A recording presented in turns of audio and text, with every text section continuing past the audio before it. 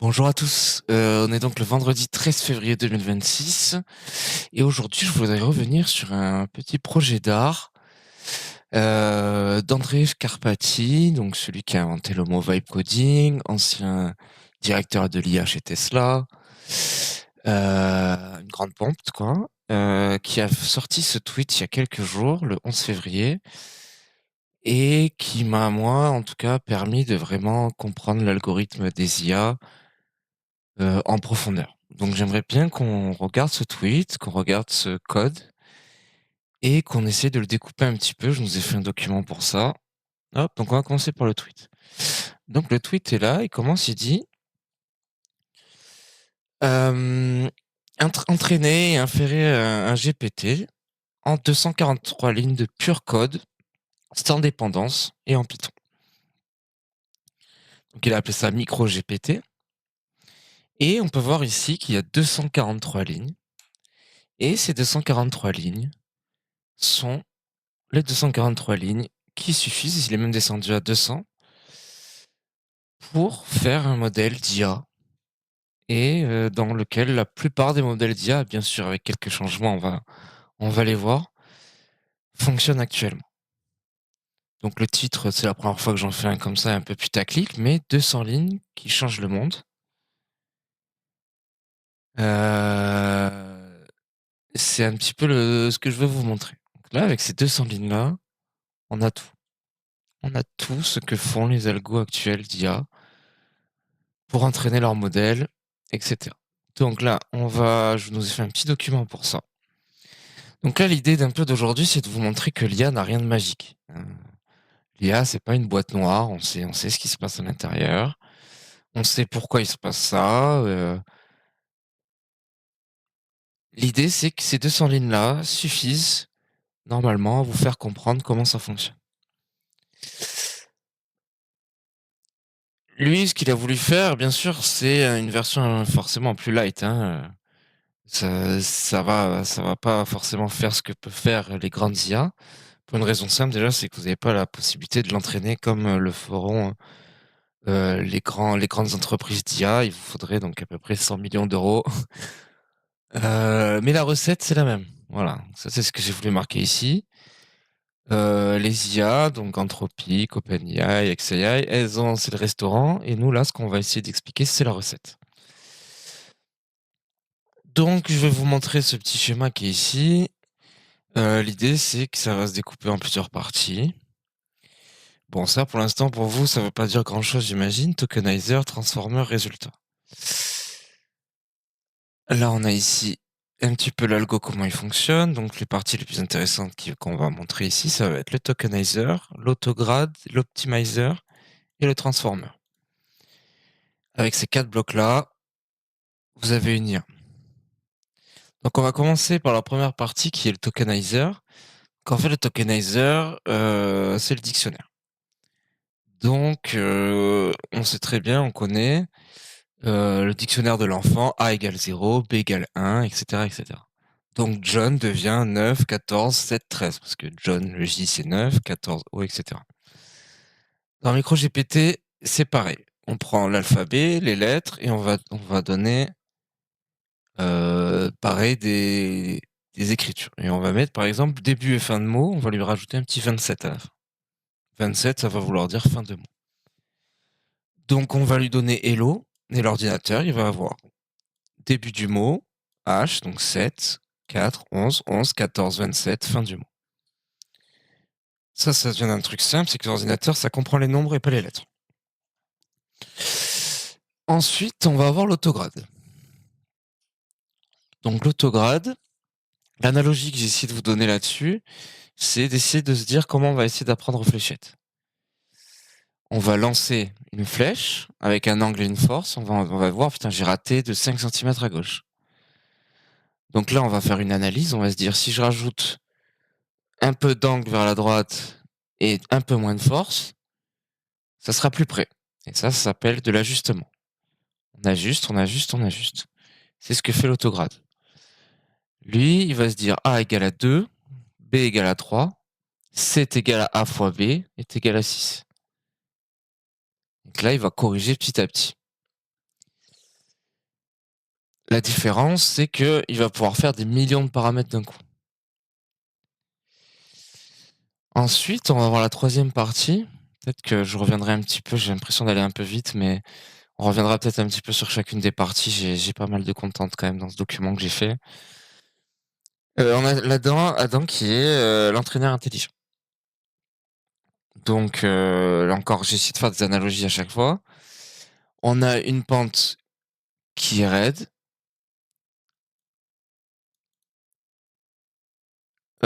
Si je vais la plante, voilà, si tu veux juste descendre le plus vite possible, tu vas prendre la plante le plus rapide. Tu vas zigzaguer, ça va être dans un trou nerveux. Trop rapide, rate la vallée. Alors que l'expert, Adam, il va plutôt garder une vitesse régulière. Il va à chaque fois se réajuster, il va se dire j'adapte selon le terrain. Ok, je fais un pas, le terrain d'après, il est boueux. Ok, je fais un pas vers la gauche. Voilà, on essaye de pas faire un tout droit, comme pouvaient le faire les algos en général. Donc, Adam, ça veut dire, donc ça c'est important, ça veut dire Adaptive Movement Estimation, estimation adaptive du mouvement. Donc, on va essayer d'avoir en gros un algorithme qui va nous dire de faire quelque chose de smooth, quoi. De se dire, voilà, une boule qui roule, elle va garder son élan. Donc, on appelle ça du momentum. On va lui dire, vu qu'elle est dans ce chemin-là, à cette vitesse-là, on peut deviner où elle va être ensuite. Ça va être son momentum. Il va y avoir de la variance. Donc ça va être suivant le terrain, comme on a dit, boueux, des cailloux. On va étudier ce terrain et on va se dire, là, on va devoir changer quelque chose. Et voilà, au début, on va essayer de foncer un peu vite vers un résultat et ensuite d'être de plus en plus précis. Ça, c'est le learning rate. Ça, c'est la version code. Et là, on a fait à peu près déjà une bonne centaine de lignes. Alors, il y a l'architecture du transformer. Ça, c'est le cœur du modèle. Donc là, on arrive dans un truc beaucoup plus technique où j'ai vraiment peur de dire des conneries. Donc j'ai essayé de faire un document pour justement moins dire de conneries. Mais c'est assez intéressant. Donc là, on va avoir un nombre de dimensions, un nombre de têtes d'attention, un nombre de couches et une longueur max de séquence. Pour l'instant, ça va pas vous dire grand-chose. En schématique, ça va dire ça. Donc là, on a le token qu'on a vu tout à l'heure. On va lui donner une position. En gros, il va se positionner dans un énorme tableau. Et dans cet énorme tableau, il va essayer d'avancer dans ce tableau. Comme on a pris l'exemple de la montagne juste avant, dans ce tableau, par exemple, si on a John, on a J-O-H. Donc là, l'exemple, il est là, il est bien. On va dire, on va lui donner le chat mange la soue. Mange la soue. Lui, il est dans le tableau, il est quelque part, donc comme si il est en haut de la montagne, il mange la soue. Et que rit, donc pour finir la phrase, c'est la vallée, c'est ce qu'il est en train d'aller. Donc lui, il va se dire, alors attends, j'ai décodé tout ça, mange. Donc c'est forcément de la nourriture. Donc déjà, dans son tableau, il va se dire, on va aller dans le côté du tableau de la nourriture. Sous, dans le tableau de la nourriture, j'ai souris et j'ai soupe. Ok. Le chat, le chat, qu'est-ce qui est associé à souris ou soupe avec le mot chat à l'intérieur? Eh ben, c'est les souris. En plus, on a un autre exemple de plus qui dit là. Donc c'est pas le soupe, c'est la soupe. Hop. Conclusion, c'est probablement souris. Donc en gros, on a 4 têtes. Donc c'est ça qu'on explique ici avec les nombres de têtes d'attention. C'est qu'il y a 4 têtes dans cet énorme tableau qui vont dire, ok, la première tête, elle va se dire relation sujet-verbe. Donc là, on sait que c'est forcément le quelque chose mange là quelque chose. Donc là, on voit les flèches. Ça, c'est associé à sous. Ensuite, la tête 2, c'est le contexte sémantique. Donc là. Ensuite, la grammaire, le genre, le nombre. Et ensuite, la proximité des mots. On combine tout ça, ça devient riz. Donc ça, c'est l'exemple que je voulais vous dire avec John. Donc on a J, O et A. On a J et O. J et O, ils sont chacun dans une partie du tableau. Et on sait que qu'est-ce qu'on va aller regarder, qu'est-ce qui est proche de J et qu'est-ce qui est proche de O, et surtout qu'est-ce qui est proche de JO. Donc après JO, on voit qu'on voit souvent H ou N. Donc on va prédire H parce que il y a plus de chances, il y a plus de cas où on a eu besoin de H après avoir donné O. Donc l'idée c'est ça, c'est d'avoir une multitête pour essayer de, en gros, découper ça de façon séquencée. Donc on va voir la grammaire, le contexte, la syntaxe, le style. Et chaque tech apprend automatiquement à se spécialiser. Voilà, c'est ça. C'est chaque cerveau va se spécialiser. À chaque fois, il va se dire, bon, bah, à chaque fois que tu m'as demandé JO, tu m'as récompensé quand je t'ai donné H. Donc, ça va faire augmenter la probabilité de H à chaque fois que tu vas me donner JO. Donc là, on arrive dans un truc un petit peu plus mathématique, qui permet surtout de mesurer des similarités dans un tableau, justement. C'est un produit mathématique qui va se dire, bah, cette case-là ressemble à cette case-là. Ça, j'ai un peu moins de connaissances mathématiques pour pouvoir expliquer vraiment ça. Mais dans l'idée, ça va aussi convertir le score en probabilité. Et on va agréger on va agréger les possibilités pour se dire, bah voilà, j'ai mon énorme tableau, j'ai J et O. Ben là, le H, il a une probabilité de 96% grâce à ce calcul mathématique. Alors que le N, il a une probabilité de 80%. Et le B, par exemple, parce que à Job, ça marche bien d'ailleurs. Je pense que B, il a aussi une bonne probabilité, mais on va prendre le Z. Jaws, ça va être très très bas dans la probabilité. Donc voilà, on va voir que prédire John, J-O-H, lui il va surtout regarder le H, avec le contexte agrégé, il va se dire, bon après H, souvent, après H, O et N, souvent ça va être N. C'est méga complexe, j'espère que je suis un peu clair pour au moins une personne. Si j'ai réussi à expliquer ça à une personne, je célèbre, dites-le moi en commentaire, ça serait génial. Ensuite, ce qui est important, c'est l'entraînement. Donc comment le modèle il va apprendre. Donc comment il va ajuster ses connexions et comment il va ajuster ses probabilités justement. Donc ça va être comme un enfant qui apprend les maths, même si on les apprend pas de cette façon-là. Combien font 7 fois 8 42. Non, c'est 56. Et là, on va lui dire, tu es loin de 14. C'est ça qui est important. Ensuite, tu vas redire 7 fois 8, 50. Là, il va dire presque. Encore un petit effort. Tu es loin de 6. Et ensuite, et c'est 50, donc 50 fois plus tard. Parfait. Et donc là, on va lui dire, bah, c'est bon, c'est parfait.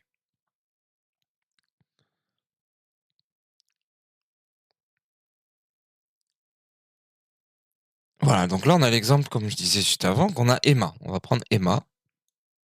Nous, ce qui nous intéresse, c'est d'avoir Emma. On va lui dire, après EM, quel est le prochain caractère? Le modèle dit E à 30%, T à 25% ou M à 20%. Et en fait, la réalité, c'est M. Tu vas le corriger, en fait. Donc, pour le corriger, ce que font les gros algos, c'est qu'ils vont lui donner des textes déjà, etc., pour augmenter cette correction, pour s'auto-corriger, entre guillemets.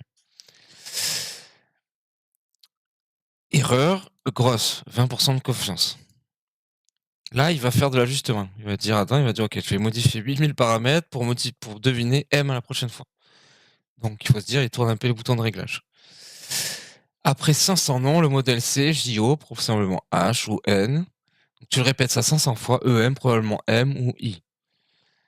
Donc tu lui donnes des bases de données de noms, tu lui dis à chaque fois tu le récompenses quand il arrive à te donner les bonnes probabilités pour qu'il arrive à augmenter ses stats de bonnes probabilités.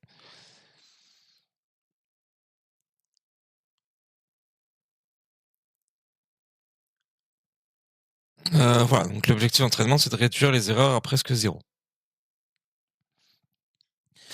Ensuite, ce qui a un peu révolutionné avec ChatGPT, c'est comment il va créer du texte. Donc le meilleur moyen de faire une analogie, je pense, c'est le cadavre exquis que vous avez déjà tous joué. C'est chacun va donner un petit bout de phrase. Donc il y a 4 personnes, il dit il était, la deuxième était une fois, un chat noir. Bon, c'est exactement ce que fait Ce que fait MicroGPT et les gros algos de ChatGPT, c'est de la prédiction d'après. Il devine, il essaie d'imaginer grâce à des probabilités. Donc, démarre un mot. Lui, il dit, il va commencer par un J. Maintenant qu'il a J, il dit après un J, j'ai souvent O, A, U. Donc en fait, ça c'est ce que font les langues latines. Après une consonne, il y a souvent une voyelle. Souvent après J, j'essaie de trouver des exemples où il y a des fois il y a des R, mais il y a des très grandes probabilités qu'il y ait une voyelle. Il dit ouais, maintenant j'ai Jo. Bah après Jo, maintenant, dans tous les exemples que tu m'as entraîné, après Jo, j'ai souvent H, N ou B. Il dit bon, maintenant j'ai Jo. Et après, il continue, il continue, il continue. Ensuite, ça, c'est vraiment le truc le plus intéressant, où c'est là où je trouve que on dit qu'il n'y a pas de magie, mais il y a quand même un poil de magie, c'est la température. Donc la température, en fait, ça, c'est un choix que va faire l'entraîneur d'un modèle, en fait, hein. C'est en gros de lui donner, de donner une façon créative. C'est-à-dire que dans les probabilités qu'il va avoir, plus tu vas mettre ce chiffre froid, donc une température froide, en sachant que ça va de 0,1 à 1, plus tu vas lui donner une température froide, moins il va être créatif. Il va toujours prendre le 80%, le 90%. Donc ça va être un choix. Par exemple, euh, il va toujours générer John, John, John, John, John à chaque fois qu'on va lui donner J-O-H, quoi. J, par exemple. Et avec une température équilibrée, l'idée c'est qu'il va quand même garder un pourcentage, les pourcentages, mais il va quand même varier un peu. Il va donner John, Jake, Johan, Jeff. Et avec une température très chaude, il va aller à l'inverse un petit peu des probabilités pour te donner un peu un truc inverse de ce qui est possible. Donc avec John, il va donner JK, Xyz, et Geoff, Jima. Donc l'idée, c'est qu'en fait, ça c'est intéressant.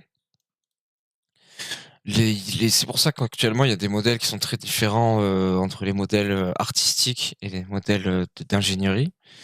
C'est que il faut des températures basses pour des modèles de code ou de traduction, etc. On a besoin d'un résultat qui soit quasiment à 100% toujours le même, peu importe à quand on parle à l'IA et avec quel modèle elle est entraînée.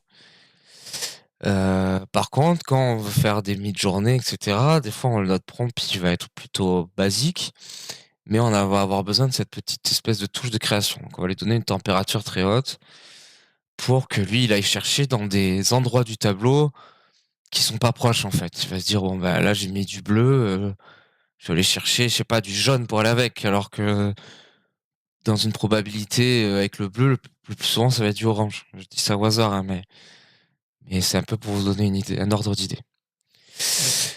Donc ça, voilà. Là, on a montré ce que MicroGPT peut faire en 200 lignes. Je vais vous remontrer ces 200 lignes-là. Maintenant qu'on a compris un peu ce que c'est. Donc lui, il lui a donné une liste de noms, hein. Donc c'est ce qu'on explique, c'est qu'il entraîne avec une liste de noms pour justement s'améliorer, de dire bon ben après J, après O, à chaque fois dans ma liste de noms j'ai un H et un N. Bon ben il faut que je renvoie John, quoi. C'est ça le meilleur. Donc lui c'est ce qu'il a fait. Il a juste une liste de noms de 500 noms qui est ici. Emma, Olivia, Ava, Elisabeth, etc. Avec cette liste de noms, je suis où? Je suis là. Avec cette liste de noms, il a tout ce code-là. Donc là, on a vu, lui, il a 4 attention heads. Et en gros, voilà, il va boucler dessus. Bon, là, après, on est sur des trucs quand même méga techniques, hein. Là, je vous parle d'un mec qui est un dieu de la programmation, hein, qui a fait ça, hein. Vraiment un dieu, parce que c'est une œuvre d'art que vous voyez là. Je sais que ça va paraître bizarre, mais c'est une œuvre d'art. C'est vraiment lui, il l'appelle comme ça d'ailleurs. Il dit que c'est un art project. Franchement, c'est un des trucs les plus dingues que j'ai vu. Moi, j'apprends ligne par ligne là en ce moment. J'essaie de regarder ligne par ligne et de comprendre un peu. Donc voilà. Donc là, la température, par exemple, lui, on l'a vu, il l'a mis à 0,5. pour pouvoir halluciner des nouveaux noms, pour pouvoir en fait, à partir de cette liste de noms qu'il a là, imaginer des nouveaux noms. Parce que sinon, s'il avait mis un 1, il lui aurait ressorti tout le temps les noms qu'il lui a déjà donné en fait. Ce qui est ok, mais voilà. Donc là, Adam, qui est donc là, j'aime beaucoup ses commentaires. The Blessed Optimizer. Donc le- l'optimisateur béni. Voilà. Bon, enfin, franchement, ça c'est vraiment une référence. Tous les développeurs qui vont faire de l'IA dans les 10 prochaines années étudieront ça en cours, je pense. Ce qui est mon avis. Alors maintenant, je vais vous expliquer la différence entre ces deux en ligne et ce que vous utilisez sur ChatGPT, quoi. Donc là, à la part de 200 lignes, il y a des millions et des millions de lignes. Ça tourne sur des milliers de serveurs. Au lieu d'avoir cette petite liste de noms, il va avoir tout Internet. Et donc, ça va coûter des centaines de millions d'euros. Euh, donc, on était où dans le document? On est où dans le document? Voilà. Donc là, on a à peu près un cerveau de souris, alors qu'un GPT-4, il a à peu près 10 000 cerveaux d'humains connectés.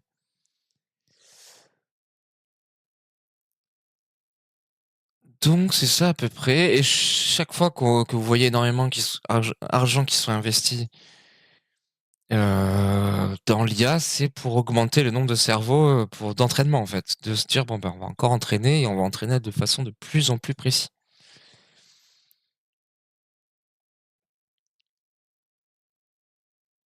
Voilà, donc en gros le micro GPT là, c'est comme si quand vous avez dessiné un château, un enfant vous avez dessiné un château. Et GPT-4, bah, c'est le vrai architecte qui a fait le Louvre, quoi, qui a vraiment fait les plans du Louvre. Donc c'est un petit peu ça la différence entre les deux. Bon, j'arrête un peu les améliorations, pardon, les comparaisons, tout le monde, vous avez compris. Les gros modèles, ils vont faire plus intelligemment que lire lettre par lettre. Elles vont lire par mot, par syllabe, et elles vont entraîner leur service comme ça. Elle va prendre des morceaux parce qu'en fait, dans les langues, souvent en anglais, en tout cas dans les langues latines, c'est souvent des morceaux. En français, on a, bah là, on prend n'importe quel mot, on a automatiquement. Le ment, c'est un truc qu'on trouve partout. Le auto, c'est un truc qu'on trouve partout. Fréquent, pareil, UUNTS. Donc en fait, on va découper en tokens en fait, et c'est ces tokens-là qu'on va faire entrer dans les tableaux, dans les méga tableaux, à la place des lettres, comme on l'a vu dans le micro GPT. Ça va nous permettre de faire des tableaux encore plus grands, avec encore plus de choses à l'intérieur.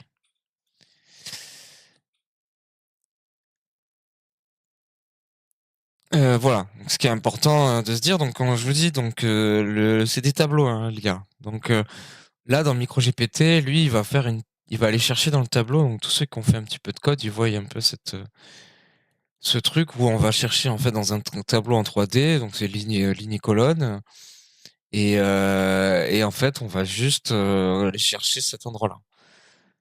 Là où on va avoir des rotary position embedding dans des modèles modernes.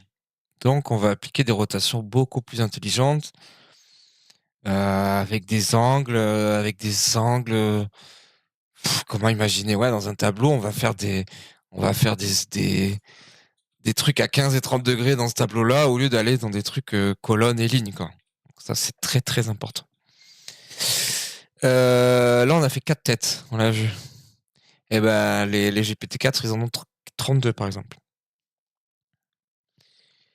Donc, ça permet d'aller beaucoup plus vite. L'attention flash. Donc ça permet juste de faire des optimisations mathématiques pour calculer plus en utilisant moins de mémoire. Ça, c'est pour améliorer la qualité. Voilà, ça, c'est des améliorations parallèles au lieu de séquentielles. Donc, séquentielle, étape par étape, parallèle, en même temps. Donc ça fait partie de toutes les améliorations qu'ont fait ensuite les modèles et qui continuent à faire dans les prochains modèles, qui leur permet d'entraîner encore plus vite et encore plus fort. Et ensuite, oui, de la quantization, qui permet de faire de la compression, de la méga compression. Donc voilà à peu près, des petites stats comme ça. Là, on a fait avec un petit truc de 500 kilos. On est à peu près maintenant dans des trucs de 50 téra de texte. Donc ça, c'est un petit peu la petite différence. Donc voilà, là, il y a encore tout un tas d'analogies. Ça, c'est l'IA qui me les a générées, évidemment. Je pense que vous avez compris les analogies.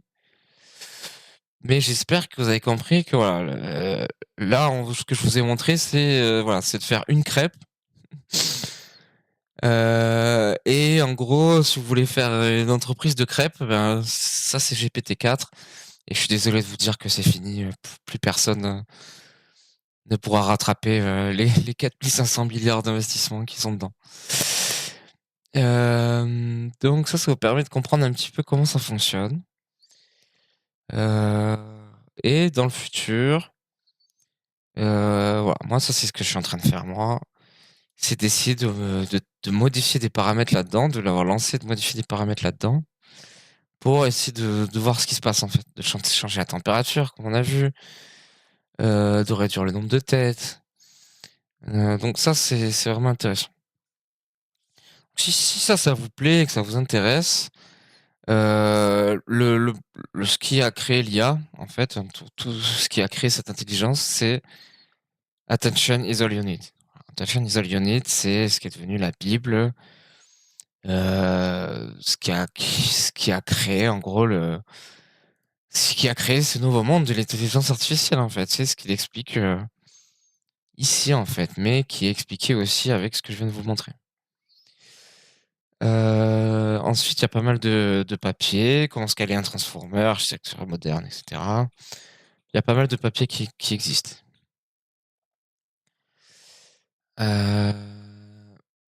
Voilà, après on peut vous montrer avec des matrices, Nano GPT, 500 lignes. Donc là, il y a plusieurs modèles qui reproduisent ce genre de trucs, 100 lignes, 200 lignes, 1000 lignes, 5000 lignes.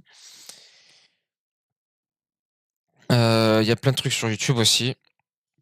Donc ça, c'est super sur YouTube, je vais vous montrer. Donc ça, c'est très très bien. C'est ça, c'est lui c'est André qui explique. Alors André, il faut savoir qu'il est si intelligent qu'il se rend pas compte à quel point on est bête quand on le regarde. Donc il y a des fois, il y a certains trucs, vous allez devoir appuyer sur pause, vous allez devoir aller rechercher sur Google, mais c'est normal. Vous pensez pas bête, vous êtes juste moins intelligent qu'Andrzej Karpathy, mais tout le monde est moins intelligent qu'Andrzej Karpathy, ok? Voilà, c'est juste pour vous déstresser là-dessus. Et ensuite, il y a tout un tas de cours en ligne, etc. Votre micro GPT, vous allez pouvoir l'entraîner avec votre propre dataset si vous voulez. Vous avez un dataset avec du JSON, vous avez un dataset avec des CSV, etc. Vous allez pouvoir essayer de l'entraîner avec. Ça, c'est intéressant. Entraîner sur des paroles de chansons, complétion de texte. Voilà, il y a plein de petits trucs comme ça qu'on peut faire.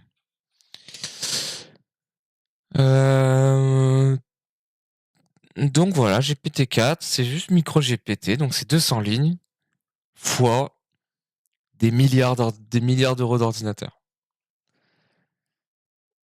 Donc voilà, si vous avez des questions, n'hésitez pas à me les poser en commentaire, pardon. Et oui, ces 200 lignes-là, il les a codées aussi en vidéo.